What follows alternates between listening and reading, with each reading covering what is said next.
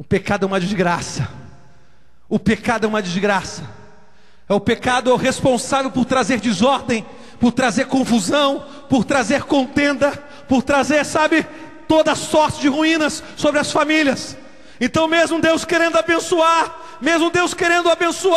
sabe, mesmo Deus querendo fazer coisas grandes nas nossas casas, ainda parece que existe esse tal de pecado. Agora, amados, vamos acompanhar. Mas quando isso fala de famílias antes de Jesus, isso é uma verdade. O pecado naquela época, querido, tinha que ser dominado, sabe como, amado? Na força da vontade. Naquela época, para o homem não pecar, tinha que morder o dedo, amado. Tinha que dominar o pecado assim, mordendo o dedo. Não tinha ajuda de Deus não, querido. Não pensa que José, quando saiu lá, estava sendo tentado por aquela mulher, sabe, querendo agarrar ele. Tinha um anjo, pegou a mãozinha de José. Vamos, José, vamos. Não tinha não, amado. Não tinha não. José olhou e teve que sair correndo, desesperado, fugindo, porque não tinha uma ajuda sobrenatural. Não tinha assim, sabe, nada, não tinha nada disso. Mesmo aqueles homens que eram usados por Deus, não tinha nada disso. Era na força da vontade. Então quando você vê essas histórias acontecendo no Velho Testamento, você entende que muitos deles infelizmente não conseguiram, porque a carne foi derrotada. Porque na verdade o homem sozinho, lutando contra o pecado, amado, dificilmente ele vai conseguir vencer. Dificilmente. É um José na vida e outro na morte, amado, que consegue fazer isso. Você pode observar que na Bíblia Deus não esconde as falhas desses homens. E você vê um ou outro que realmente não teve falha assim na sua vida ministerial, como José, de uma forma geral. A gente pode entrar em outros aspectos, mas de uma forma geral não teve falha, fugiu do pecado. Mas Deus manifestou aquele que veio destruir toda a obra do diabo, Jesus Cristo. Deus percebeu, amados, que na verdade já sabia de tudo isso, mas percebeu na nossa linguagem, para você entender, que se ele não fizesse alguma coisa a mais, jamais a bênção dele iria atingir as famílias. Cada família ia viver sempre a nível dessa instabilidade e inconstância que nós vemos no Velho Testamento de uma forma muito clara, até para homens de Deus. Então Deus percebeu que sem uma intervenção dele na vida do homem, na família do homem, seria impossível aquela bênção de Abraão verdadeiramente ser uma realidade de fato na vida daquelas pessoas. E veio Jesus. Jesus foi e venceu a morte. Jesus foi, venceu o pecado. Jesus foi, venceu o mundo. Jesus foi e venceu o diabo. Jesus venceu, amados. Jesus venceu. Vamos aplaudir mais forte então. Jesus venceu. Jesus venceu. Jesus venceu. Jesus venceu para que nós pudéssemos vencer também. Por isso que a palavra de Deus diz em Romanos que nele nós somos o quê? Mais que vencedores. Fala assim, irmão, amado, quando você está em Cristo, você é mais que vencedor. Mas diga, fala assim, preste atenção, ó. Quando você está em Cristo, você é mais que vencedor. Quando você está em Cristo, você é mais que vencedor.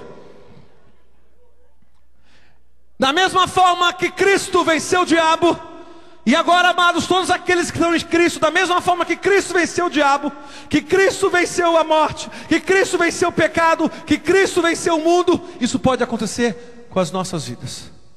Todos aqueles que estão em Cristo Jesus podem vencer o pecado, podem vencer o diabo, podem vencer esse mundo. Quantos concordam com isso? Digam glória a Deus. Deus fez algo sobrenatural. Deus mandou o seu Filho. Ao terceiro dia, Ele ressuscitou, nos livrando do poder do diabo. E mais ainda, diz a palavra de Deus, como nós falamos aqui no início, que 50 dias depois da morte de Cristo, o Senhor não nos deixou órfãos, enviou o Espírito Santo de Deus, o poder de Deus, para habitar dentro de cada um de nós, amado. Agora, temos a verdade do Evangelho, temos a ação do Espírito Santo, temos a ressurreição de Cristo, e somos ainda mais do que os homens do passado, mais do que Davi foi, mais do que Abraão foi, mais do que Moisés foi. Nós somos agora templos do Espírito Santo de Deus, templos do Espírito Santo de Deus, somos templos do Espírito Santo de Deus. Diga para o seu irmão: amado, você é um templo do Espírito Santo de Deus, a habitação de Deus. Alguns são uma mansão, amados, a habitação de Deus. O Espírito Santo senta, cruza as pernas, fica bem à vontade, amados. Outros, né, Delane? O Espírito Santo tenta exprimido, mas o importante é que ele entra, ele se adapta em qualquer situação, ele entra. Uns têm telhado, amados, mas outros não têm. Mas não importa, o Espírito Santo faz de você a sua morada. Para mim, uma das verdades mais profundas que tem na Bíblia, amados, é essa: é que nós somos a habitação de Deus. O Espírito Santo não está vagando aí, sabe, igual uma alma penada. Não, amado, ele escolheu você para a sua morada. Você é morada de Deus. Você é morada de Deus. Jesus está onde? Jesus está onde? Jesus está onde? Muito bem, graças a Deus. Jesus está no céu, amado. Ele está à destra do Pai, mas Ele reina nas nossas vidas através de quem? Do Espírito Santo de Deus. O Espírito Santo está em nós. E como é claro que Ele, o Pai e Jesus são uma só pessoa, nós podemos dizer, de uma forma, né, correta também, que Jesus vive em nós. Mas nós temos que entender que a pessoa da Trindade que vive dentro de cada um de nós é o Espírito Santo. Que Jesus está à destra do Pai, só esperando aquele momento, amado, que o Pai chega assim: pode ir lá, leva, vai lá pegar a minha igreja, vai lá pegar a noiva, vai lá buscar a noiva. Só esperando o dia, só esperando o dia. Que glória a Deus por isso, amados. Mas tremendo, a palavra de Deus diz que nós temos um poder dentro de nós assim, tremendo. É o mesmo poder que operou em Cristo, querido. Olha só, você saber o que está dentro de você. É o mesmo poder que operou em Cristo, fazendo com que Ele ressuscitasse dentre os mortos e assentasse ao lado do Pai, muito acima de todo poder, de principado, de potestade. O mesmo poder que fez isso está dentro de você. Você sabia disso, amados? Esse é inclusive um dos objetivos da oração de Paulo aos Efésios: Senhor, abre os olhos deles, que os olhos deles sejam iluminados, para que eles saibam a grandeza do poder que está dentro de cada um deles. O dia que a igreja enxergar isso, amados, ela vai parar, sabe, de fazer, sabe, de caminhar com um passozinho de sabe, aquela velhinha. Por isso que a palavra de Deus diz que a igreja do Senhor é o quê? Sem mancha, sem ruga. Ruga fala, amado, sabe de quê, gente? Amado, você sabe bem disso. De velhice. Você sabe muito bem disso, irmã. Você sabe disso. Você fica colocando aqueles produtos da Helena Frankenstein na cara aí, para dar uma esticada. Mas você sabe que é verdade, né? Ruga aponta para isso. Cada vez vai tendo mais ruga quem fica mais idoso. Isso é natural. Pode disfarçar, mas tá lá, por trás de toda aquela pasta, aquela massa corrida, tá lá. A ruguinha tá lá.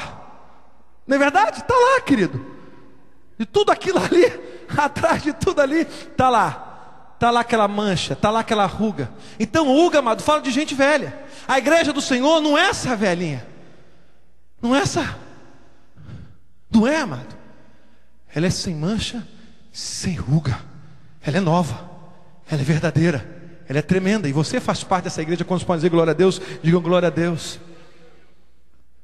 A igreja precisa entender isso. Porque o dia que a igreja entender que o poder que está dentro dela é algo assim tremendo, tremendo, tremendo, ela vai começar a andar de uma forma diferente. Na verdade, o avivamento que eu creio é isso. O avivamento que eu creio é isso. Na verdade, não é algo que vai vir a acontecer, é algo que vai acontecer dentro de cada um de nós. Nós vamos começar a enxergar aquilo que nós já temos. Na verdade, não os olhos para fora, são os olhos para dentro que vão começar a abrir. A gente vai enxergar